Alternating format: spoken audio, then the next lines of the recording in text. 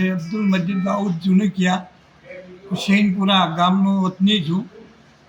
મારો તો તાલુકો પાલનપુર છે, જિલ્લો બનાસકાંઠા છે. અહીંયા મેડીપુર અહીંયા 2.5 વર્ષ સર્વિસ હું આવું છું.